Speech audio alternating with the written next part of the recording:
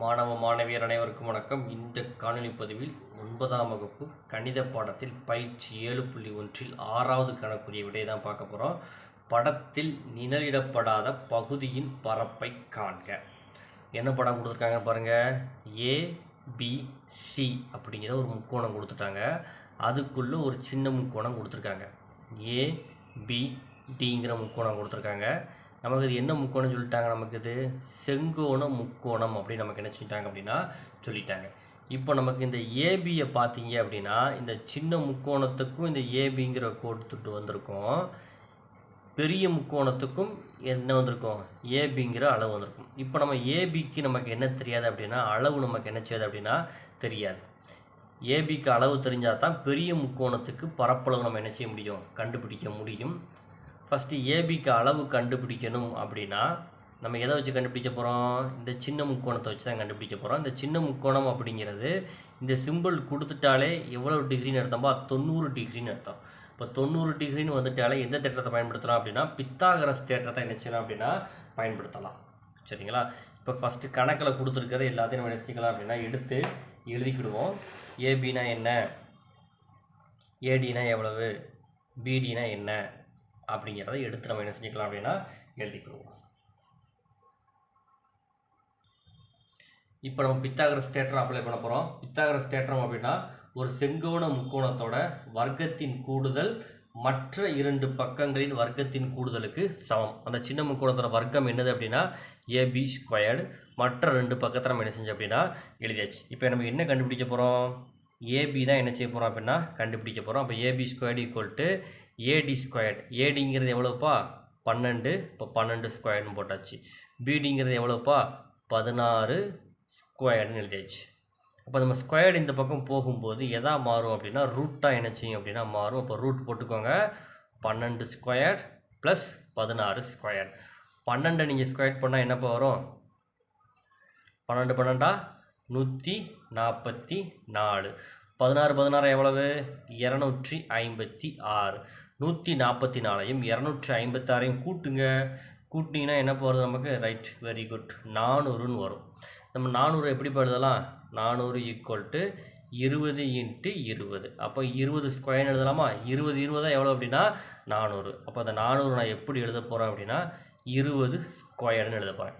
அப்போது இதுவும் இதுவும் என்ன ஆயிரும் அப்படின்னா நமக்கு கேன்சல் ஆகிரும். அப்போ நமக்கு ஏபிக்கு மதிப்பு தெரிஞ்சு வச்சு ஏபிக்கு மதிப்பு எவ்வளோ அப்படின்னா 20 சென்டிமீட்டர். நம்ம என்ன கண்டுபிடிச்சோம், நம்ம மதிப்பு கண்டுபிடிச்சிட்டோம். இப்போ அடுத்ததான் என்ன செய்ய போகிறோம் அப்படின்னா பெரிய முக்கோணத்தினுடைய பரப்பளவு என்ன நம்ம என்ன செய்ய போகிறோம் அப்படின்னா கண்டுபிடிக்க போகிறோம். ஃபஸ்ட்டு பெரிய முக்கோணத்தோட அளவை என்ன செஞ்சுக்கலாம் அப்படின்னா எடுத்து எழுதிக்கிடுவோம். ஏங்கிறது எவ்வளோ அப்படின்னா 20 சென்டிமீட்டர், பி அப்படிங்கிறது எவ்வளோ அப்படின்னா 34 சென்டிமீட்டர், சி அப்படிங்கிறது 42 சென்டிமீட்டர் எடுத்து எழுதியாச்சு.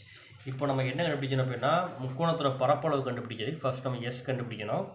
அதுக்கு நம்ம இந்த 3 அளவை என்ன செய்ய போகிறோம் அப்படின்னா கூட்ட போகிறோம். இங்கே என்ன இருக்குதுன்னு பாருங்கள், 20 ப்ளஸ் 34 ப்ளஸ் 42/2. சரிங்களா? அப்போது இந்த 3 அளவையும் கூட்டினா நமக்கு என்ன வருது அப்படின்னா 96/2. இதை நம்ம 2 பால் கேன்சல் பண்ணலாமாப்பா. 2 2 4 2 8. மிச்சம் நமக்கு என்ன இருக்குது அப்படின்னா 1. இந்த 6 திரும்ப எதாக மாறிடும், 16 மாறிடும். எத்தனை 2 16, 8 2 16. இப்போ நம்ம என்ன கண்டுபிடிச்சிட்டோம், எஸ் கண்டுபிடிச்சிட்டோம். எஸ் அப்படிங்கிறது எவ்வளோ அப்படின்னா 48. இப்போ நம்ம என்ன கண்டுபிடிக்க போகிறோம், முக்கோணத்தினுடைய பரப்பளவு கண்டுபிடிக்க போகிறோம். முக்கோணத்தோட பரப்பளவுக்கு நமக்கு ஃபார்முலா தெரியும். ஃபார்முலா என்னது அப்படின்னா root s into s minus a into s minus b into s minus c. இப்போ நம்ம என்ன கண்டுபிடிச்சிட்டோம், எஸ் நம்ம கண்டுபிடிச்சிட்டோம். எஸ்ங்கிறது என்ன கண்டுபிடிச்சோம் 48 ப்ராக்கெட் எஸ் மைனஸ் ஏ. 48 மைனஸ் ஏங்கிறது என்ன வச்சுருக்கோம் 20ன்னு வச்சுருக்கோம். 20 48 மைனஸ் பிங்கிறது என்ன வச்சுருக்கோம் 34. 48 மைனஸ் சிங்கிறது எவ்வளோ வச்சுருக்கோம் அப்படின்னா 42ன்னு வச்சுருக்கோம். இப்போ நம்ம இது எல்லாத்தையும் என்ன செய்ய போகிறோம் அப்படின்னா கழித்து எழுத போகிறோம், அவ்வளோதான்.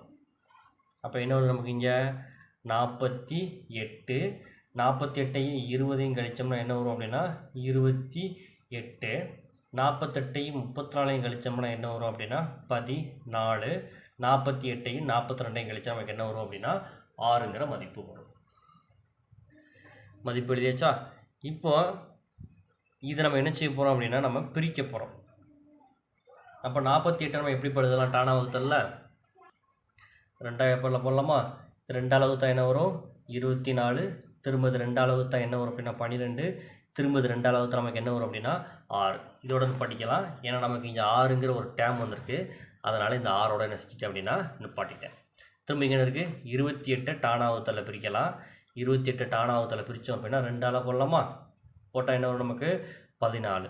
ஆல்ரெடி இதே 14 இங்கே இருக்குது அப்படி. அதனால் நம்ம அதோட நம்ம என்ன செஞ்சிட்டோம் அப்படின்னா நிப்பாட்டிட்டோம். இப்போ நம்ம இந்த 48க்கு பதிலாக என்ன எழுத போகிறோம்? 3 2 × 6ன்னு போட போகிறோம். இப்போ என்ன வரும்? 2 × 2 × 6.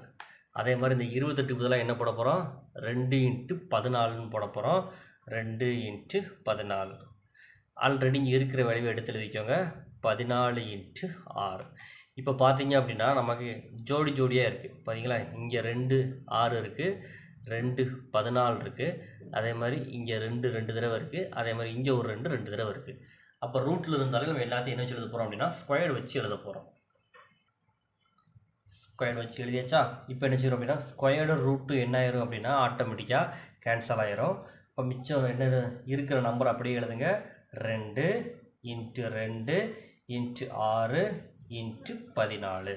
2 2 எவ்வளவு அப்படின்னா 4 × 6ஐயும் 14ஐயும் பெருக்குனீங்கன்னா எவ்வளவு அப்படின்னா 84. இப்போ நம்ம என்ன செய்ய போகிறோம்? இந்த 84ஐயும் 4ஐயும் பெருக்குனீங்க அப்படின்னா என்ன வரும்? 336 சென்டிமீட்டர் ஸ்கொயர்டு வருது. இது வந்து எதோட பரப்பளவு? பெரிய முக்கோணத்தோட பரப்பளவு. இப்போ அடுத்து என்ன எடுக்க போகிறோம் அப்படின்னா சின்ன முக்கோணம் எடுக்க போகிறோம். சின்ன முக்கோணம் என்னது? முக்கோணம் ABDயில்.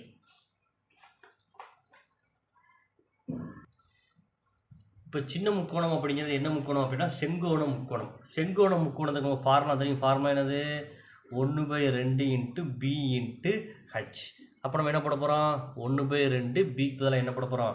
12. ஹச்சுக்கு பதிலாக என்ன போட போகிறோம்? 16. இந்த ரெண்டையும் கேன்சல் பண்ணோம்னா என்ன வரும்? நமக்கு 6 வரும். 6ஐயும் 16ஐயும் பெருக்கினா நமக்கு என்ன வரும் அப்படின்னா 96 சென்டிமீட்டர் ஸ்கொயர்டு வரும். இதுதான் எதோட முக்கோணத்தின் பரப்பளவு அப்படின்னா சின்ன முக்கோணத்தோட பரப்பளவு. சின்ன முக்கோணத்தோட பரப்பளவு 96 சென்டிமீட்டர் ஸ்கொயர். நம்ம கணக்கில் என்ன கேட்டிருக்காங்க?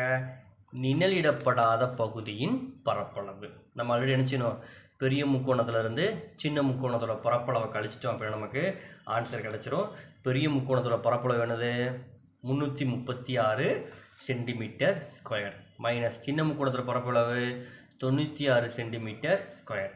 அதை நம்ம என்ன செஞ்சோம் அப்படின்னா எழுதியாச்சு. இந்த ரெண்டையும் கழித்தோம் அப்படின்னா நமக்கு என்ன எவ்வளோ கிடைக்கும்? 240 சென்டிமீட்டர் ஸ்கொயர். இதுதான் இந்த கணக்குக்குரிய விடை.